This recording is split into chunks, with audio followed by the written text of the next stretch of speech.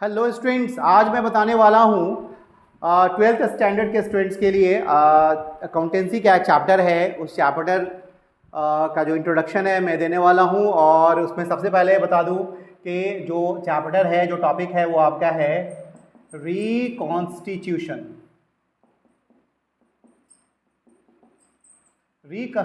Of partnership form, यानी form का reconstitution होना, रिकॉन्स्टिट्यूशन ऑफ पार्टनरशिप फॉर्म।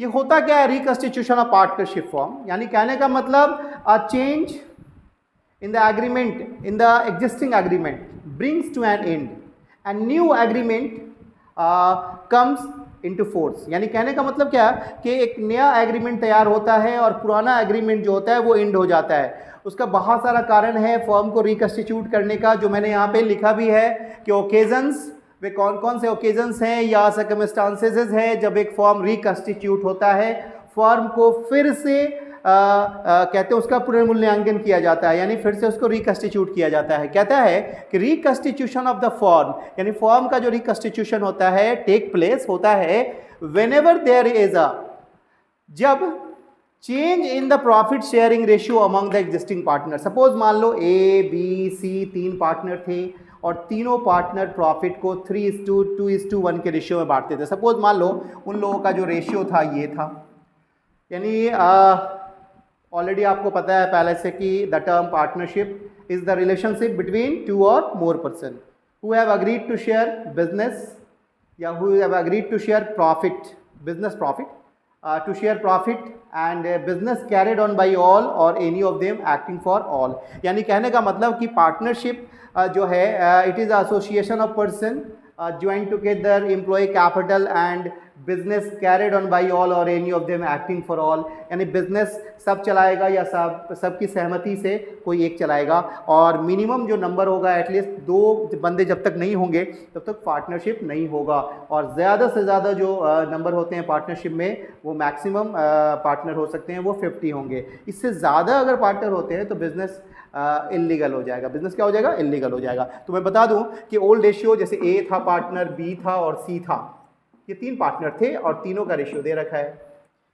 एक का दे रखा है 3, एक का 2 और एक का 1, यानी इसको 3 टाइम्स मिल रहा है, इसको 2 टाइम्स मिल रहा है इसका, ठीक है, सी का। तो यहाँ पे 3:2:1 का रेशियो, लेकिन now they decided to share future profit equally. लेकिन अब कह रहा है कि नहीं, हम दोनों का प्रॉफिट जो होगा वो इक्वल होगा। यानी ये ओल्ड रेशियो हो गया और ये हो गया न्यू रेशियो, ये ओल्ड रेशियो और ये न्यू रेशियो। ये मैंने लिख दिया यहाँ पे कि ओल्ड रेशियो है कुछ और न्यू रेशियो हो गया कुछ। तो यहाँ पे क्या होगा कि दोनों का जो रिलेशन हो रहा है पार्टनर्स का वो चेंज हो रहा है। 3 पार्टनर है तो तीनों का रेशियो चेंज हो रहा है। तो यहाँ पे फर्स्ट पॉइंट क्या होता है, वो कौन से कारण है या कौन सा ओकेजन है या कौन सा सर्कमस्टांस है जहाँ पे फॉर्म जो है हमारा रिकॉन्स्टिट्यूट होगा। तो पहले change in the profit sharing ratio among the existing partners. Okay, दूसरा है admission of a new partner. Admission of a new partner, जब कोई पार्टनर इंटर होता है फॉर्म में। सपोज मान लो 2 पार्टनर पहले से थे, न्यू पार्टनर फॉर्म में आता है। कहा गया when a new partner admitted into the firm he has to bring capital and goodwill. Clear?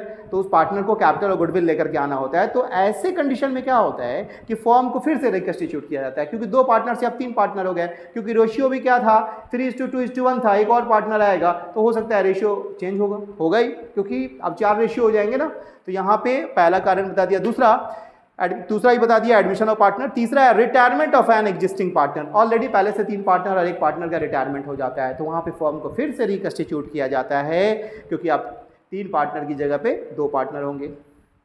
यानी कहने का मतलब पार्टनर्स के रिलेशन में फिर चेंजेस, फिर बदलाव आने वाला है, क्योंकि रिटायरमेंट हो गया।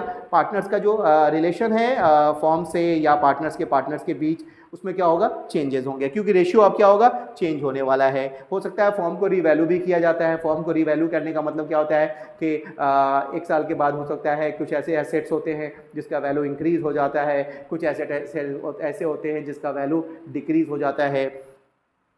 किसी का डेथ हो जाता है पार्टनर का तो फॉर्म रिकॉन्स्टिट्यूट होता है। उसके बाद है अमलगमेशन ऑफ 2 और मोर पार्टनरशिप फॉर्म। अगर कभी कभी 2 फॉर्म हैं, पार्टनरशिप फॉर्म है, दोनों मिल करके एक हो जाते हैं, ठीक है, दोनों का फाइनेंशियल पोजीशन बढ़िया नहीं होता है और एक न्यू पार्टनरशिप फॉर्म को कंस्टिट्यूट करते हैं, तो ये अमेलगमेशन कहलाता है। ठीक है, तो ये मैंने बता दिया occasions reconstitution of partnership form का, ये सब कारण है जिसकी वजह से फॉर्म रिकंस्टिट्यूट होता है। तो मैंने बता दिया एडमिशन के कारण, रिटायरमेंट के कारण, डेथ के कारण और अमेलगमेशन के कारण या change in the profit sharing ratio in future.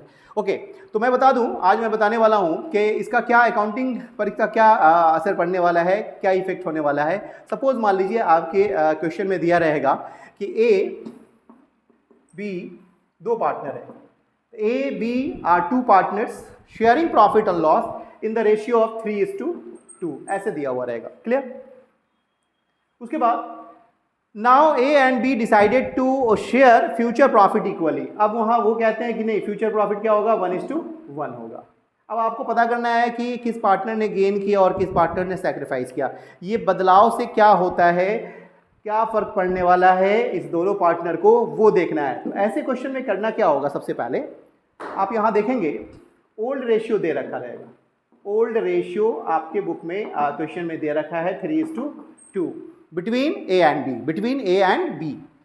ये ए है और बी, यहाँ लिख देता हूँ मैं, बिटवीन ए एंड बी, ए के बीच और बी के बीच ओल्ड रेशियो। और न्यू रेशियो जो है वो दिया रहेगा इक्वल। अब आपको चेंज निकालना है तो सिंपल सा तरीका क्या लिखना, ए लिखना यहाँ पे, बी यहाँ पे लिखना। इसका रेशियो क्या था 3 और 2 क्या हो जाएगा 5, इसका रेशियो क्या हो जाएगा 2/5, यानी ओल्ड रेशियो से न्यू रेशियो को माइनस कर दो। इसका हो जाएगा 1/2, इस दोनों को ऐड करने के बाद इसका भी 1/2 कर देना। अब इसको सॉल्व कर लेंगे, 10 हो जाएगा, 5 2 तो यहाँ 6 हो जाएगा, 2 5 5 हो गया, यहाँ पे 10 हो जाएगा, ये 5 2 यहाँ पे 4 हो जाएगा और ये 5 हो जाएगा। तो देखो यहाँ पे 1/10 और -1/10, तो जो अगर माइनस में आ रहा होगा उसको गेन बोलना और जो प्लस में आएगा उसको सैक्रिफाइस बोलना। तो यहाँ पे तुमने देखा, इस तरह से तुमको सॉल्व करना होगा, किसने गेन किया और किसने सैक्रिफाइस किया। अगर पूछेगा कि जो फॉर्म रिकंस्टिट्यूट हो रहा है तो बी को गेन हो रहा है और ए सैक्रिफाइस कर रहा है। सर ऐसा क्यों माइनस वाले को गेन कर दिया? अरे सिंपल सी बात है, 100 रुपीज़ को दोनों ऐसे डिस्ट्रीब्यूट करते थे, एक लेता था 60, एक लेता था 40, लेकिन आप कहता है कि नहीं 100 रुपीज़ को दोनों हम लोग इक्वल बांटेंगे। तो देखो इसमें क्या फ़र्क पड़ रहा है, इसको तो इस बेचारे को क्या पड़ रहा है पता है ना, 10 रुपया जो है सेक्रीफाइस करना पड़ रहा है, लेकिन इसको क्या हो रहा है, ये माइनस में आया 10, इसको गेन हो रहा है। इसको गेन हो रहा है कि नहीं हो रहा है? 10 रुपये का गेन, पहले 40 मिल रहा था, 50 मिलने वाला है, इसको 60 मिलता था, 50 मिलेगा, तो बेचारे को 10 रुपया सेक्रीफाइस करना पड़ गया। तो ये रुपीज़ में मैंने समझा दिया। तो इस तरह से क्वेश्चन दिया रहा है, एक और मैं समझा दूँ आपको। जैसे लिखा हुआ रहेगा आपको कि दो पार्टनर है, 3 पार्टनर सपोज मान लो, old ratio 3:2:1 among A B and C, यानी ए बी और सी के बीच जो है जो रेशियो है वो क्या है 3:2:1 है। अब now they decided to share future profit equally. तो न्यू रेशियो अगर आपको दिया रहेगा कि नहीं, अब वो न्यू रेशियो ये रहेगा, आपको चेंज निकालना है। तो सिंपल सा तरीका ऐसे लिखना, ए बी और यहाँ लिखना सी। ओल्ड रेशियो पहले लिख लो, 3 2 5 1 6 हो जाएगा, 3/6 2/6 और ये हो जाएगा 1/6, माइनस माइनस माइनस, ओल्ड में से न्यू को माइनस करना। सही एग्जाम्पल ये वाला जो मैंने बताया वैसे ही है। ये हो जाएगा 1/3 1 2 3, बहुत ही आसान है।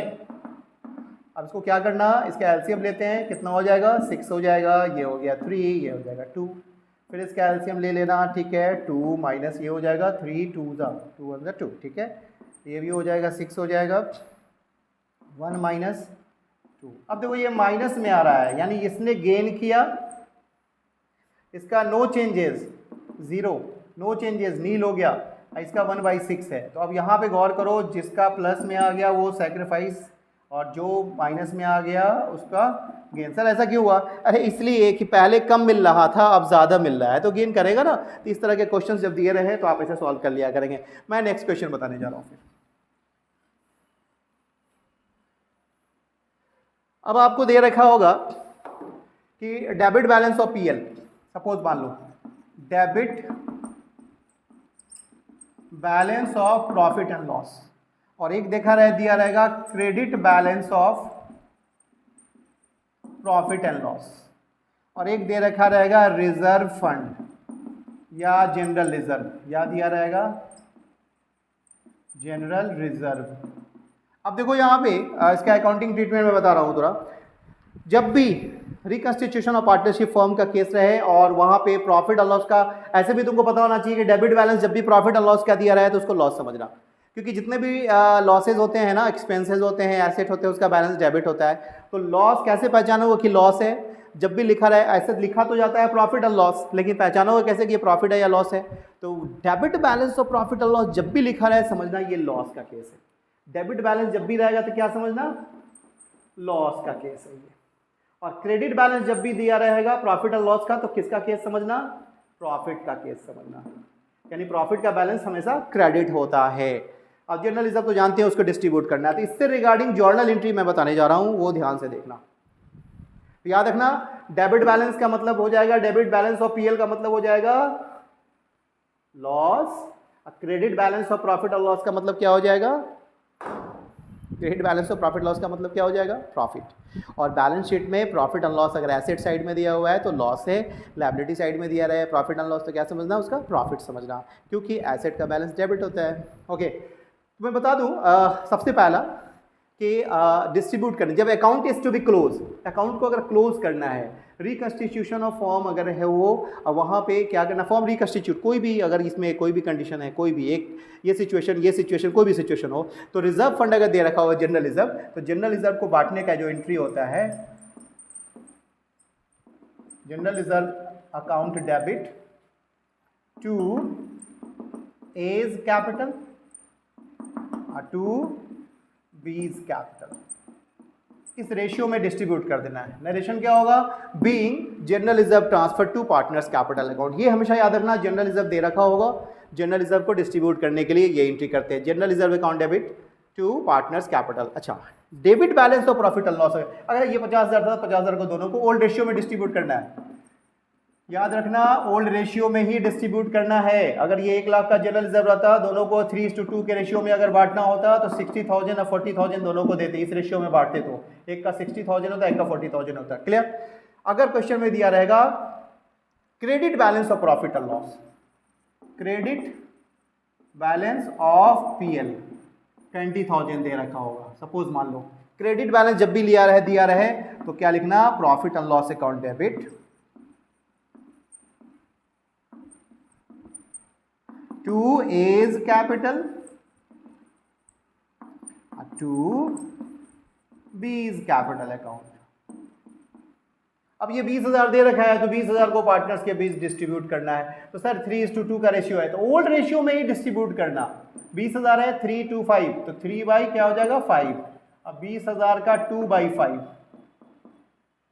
12,000 इसका हो जाएगा और 8,000 इसका हो जाएगा। ये 12,000 8,000 दोनों को डिस्ट्रीब्यूट कर दिया। ये दूसरा एंट्री। अगर क्वेश्चन में बस इतना ही दिया रहे तो इतना कर देना, जनरल रिजर्व को डिस्ट्रीब्यूट कर देना पार्टनर्स के बीच और प्रॉफिट को डिस्ट्रीब्यूट कर देना। लेकिन अगर यहाँ पे क्रेडिट बैलेंस दिया रहे प्रॉफिट और लॉस का, डेबिट बैलेंस दिया रहे, वो क्रेडिट बैलेंस था, अगर डेबिट बैलेंस दिया रहा है तो डेबिट बैलेंस के केस में इसका जस्ट रिवर्स, पार्टनर्स को डेबिट करना होता है। पार्टनर्स कैपिटल अकाउंट डेबिट, यानी एज कैपिटल कोई भी पार्टनर होगा, ए होगा, बी होगा, सी होगा, सबको डेबिट करना to profit and loss account. अगर ये 20,000 का लॉस है तो 12,000 इसका हो गया, 8,000 इसका हो गया। इस तरह से तुमको एंट्री करना है। इसका मैं फिल कर लेता हूँ इसमें। सबसे पहले देखना कि क्रेडिट बैलेंस, प्रॉफिट और लॉस का क्रेडिट बैलेंस हो तो प्रॉफिट है, और अगर प्रॉफिट और लॉस का डेबिट बैलेंस है तो क्या समझना? लॉस समझ लेना इसे, ठीक है। और account is to be close, जब अकाउंट हम लोग क्लोज करते हैं ना, जब अकाउंट क्लोज करते हैं ना, तो कहने का मतलब होता है कि ये एंट्री आपको कर देना है पार्टनर्स के बीच, इसको डिस्ट्रीब्यूट करना है, ठीक है। तो वंस अगेन मैं फिर से इसको हल्का सा रिपीट करूंगा कि जनरल रिजर्व जब दे रखा हो और पार्टनर्स के बीच डिस्ट्रीब्यूट करना है तो ओल्ड रेशियो में ही करना है इसे। General reserve account debit to, in narration क्या होगा? Being general reserve transfer to partners capital account. Debit balance of profit and loss का मतलब क्या होता है? लॉस होता है। उसका एंट्री क्या होगा? एज कैपिटल बीज कैपिटल, यानी partners capital account debit to profit and loss account.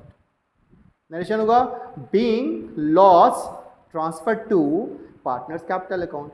Credit balance तो प्रॉफिट एंड लॉस लिखा हुआ रहेगा, तो क्या कहोगे, profit and loss account debit to A's capital B's capital, मतलब पार्टनर्स कैपिटल जो भी नेम हो देना होगा। 3 पार्टनर होगा, 3 पार्टनर को डिस्ट्रीब्यूट कर देंगे और नरेशन क्या लिखेंगे, being profit credited to partners capital account या प्रॉफिट शेयर्ड बाय पार्टनर्स। ठीक है, ओके, ये तो मैंने बता दिया। सबसे पहले ध्यान देना कि इस टॉपिक में अभी मैं बताने जा रहा हूँ कि जैसे तुमको दे रखा होगा 40,000 का जनरल रिजर्व दे रखा होगा, ठीक है, और क्वेश्चन में क्या आएगा, account is not to be closed, A B C, गौर से सुनना, ओल्ड रेशियो दे रखा होगा, ओल्ड रेशियो 3:2 और न्यू रेशियो दे रखा होगा 1:1, क्लियर, कुछ भी दे रखा हो, ठीक है, ओल्ड रेशियो और न्यू रेशियो दे रखा होगा, और जनरल रिजर्व क्या आएगा 40,000 है, तो तुम क्या करते थे, इसको डिस्ट्रीब्यूट कर दे। लेकिन देखना क्वेश्चन में अगर कहता है कि account is not to be closed, यानी अकाउंट बंद नहीं करना है, खाता बंद नहीं करना है, तो ऐसे केस में क्या करोगे पता है, वो एंट्री नहीं करना है जो मैंने अभी बताया था, वो अकाउंट क्लोज जब कर लिया जाता है, किया जाता है, तब वो एंट्री करना होता है। Account is not to be close अगर मेंशन रहेगा यहाँ पे क्वेश्चन में कि खाता अभी बंद नहीं करना है, तब क्या करना वहां पे, सबसे पहले ओल्ड रेशियो लिखना 3:2 जो क्वेश्चन दे रखा होगा, फिर लिख देना न्यू रेशियो, ठीक है। अब यहाँ पे ए और बी दो पार्टनर थे, दोनों का पहले देख लेना क्या चेंज आता है, 3/5 इसका 2/5 माइनस माइनस 1/2 1/2, इसका हो जाएगा एलसीएम 10, 5 2 6 2 3 ठीक है, ये हो जाएगा 5, यहाँ हो जाएगा 10, 4 माइनस ये हो जाएगा 5, ये आ जाएगा 1/10 और ये हो जाएगा माइनस 1/10, ये हो गया गेन और ये हो गया सैक्रिफाइस। अब देखो सर अब क्या करना है, ये तो निकाल लिया, अब यहाँ पे क्या करना है, जर्नल करना है। जर्नल के लिए कॉलम तुमको बनाना पड़ेगा, डेट पर्टिकुलर, ठीक है, एलएफ लेजर फॉलियो लिखते हैं इसमें, डेबिट रुपीज़ और credit rupees.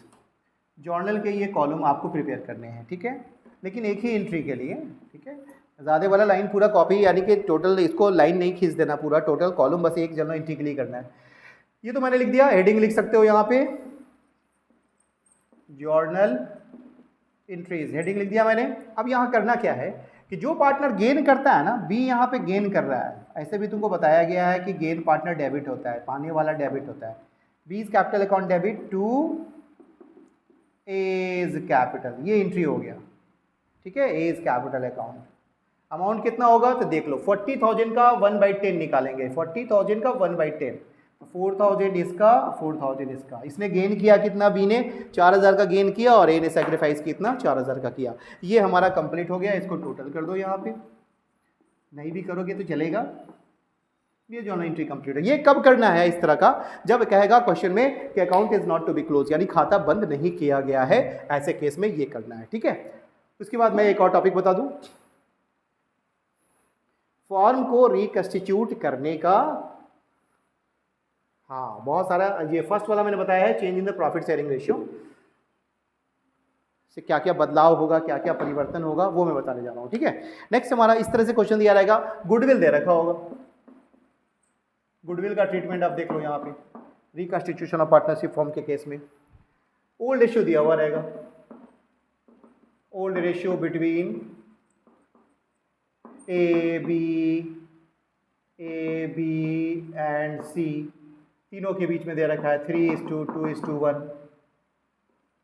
Now they decided to share future profit equal. New ratio वो 2:3:1 भी हो सकता है, अगर इक्वल है तो इक्वल कर देंगे, ठीक है। और गुडविल दे रखा है कितना, 60,000 दे रखा है। अब देखो इसके क्या कहेगा, अकाउंट को बंद नहीं करना है, तो गुडविल का ट्रीटमेंट कैसे करना है वो देखो। रिकंस्टिट्यूशन के केस में ओल्ड रेशियो सबसे पहले लिख देना 3:2:1, न्यू रेशियो लिख देना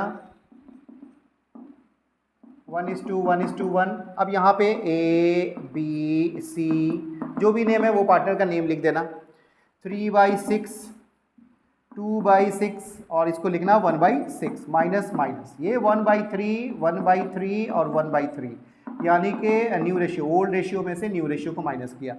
इसका मैंने एलसीएम लिया 3 - 2 हो जाएगा, ये भी 6 हो गया, 2 - 2 हो जाएगा, नो चेंजेस, यहाँ भी 6 हो गया और यहाँ हो जाएगा 1 -2, ये माइनस में आ गया 1/6, ये नो चेंजेस और कोई बदलाव नहीं, नो चेंज यहाँ पे 1/6 हो गया, ये सेक्रीफाइस हो गया और ये गेन हो गया। अब यहाँ पे करना क्या, जो पार्टनर गेन कर रहा है ना उसको डेबिट करना, सीज कैपिटल, अगर दोनों गेन करता ना तो दोनों को डेबिट करते पहले, सीज कैपिटल और बीज कैपिटल, लेकिन बी तो कुछ किया ही नहीं, उसमें कोई परिवर्तन ही नहीं आया, एज कैपिटल सी कैपिटल और 2 क्या लिखना होगा एज कैपिटल। सर अमाउंट कितना पुट करेंगे, तो 60,000 का 1/6 यानी 10,000 और 10,000। इस तरह से मैंने बताया, जब भी अकाउंट क्लोज करने के लिए नहीं बोलेगा तो ऐसे केस में आपको ये करना है, क्योंकि इसका जो सेकंड पार्ट जो वीडियो होगा इसका सेकंड, वो मैं नेक्स्ट वीडियो में बताऊंगा। इसमें मैंने बता दिया जर्नल एंट्री कैसे करते हैं हम लोग, ठीक है, रिजर्व फंड को कैसे बांटते हैं, प्रॉफिट और लॉस में 2 पार्ट होते हैं, एक होता है डेबिट बैलेंस ऑफ पीएल और एक होता है क्रेडिट बैलेंस ऑफ पीएल, ठीक है। और अकाउंट जब क्लोज करना होता है तो वो 3 एंट्री आपको करने हैं, तीनों में से कोई 2 एंट्री करना होता है, या तो प्रॉफिट होगा या तो लॉस होगा, या तो प्रॉफिट का एंट्री होगा तो या तो लॉस का होगा, ठीक है। और जनरल रिजर्व का तो होगा ही अगर दे रखा होगा तो, ठीक है। उसके बाद आपको अकाउंट नहीं क्लोज करने के लिए बोलेगा तब आपको यहाँ पे जो चेंज है वो फाइंड करना होगा, गेन और सेक्रीफाइस, और एंट्री क्या करते हैं, गेन वाले को डेबिट करेंगे, सेक्रीफाइस वाले को क्रेडिट करेंगे। इसका नेक्स्ट पार्ट नेक्स्ट वीडियो में। और इस वीडियो को आप लोग क्या करें, चैनल को मेरे सब्सक्राइब करें, वीडियो को लाइक करें, शेयर करें, कमेंट करें। Thank you.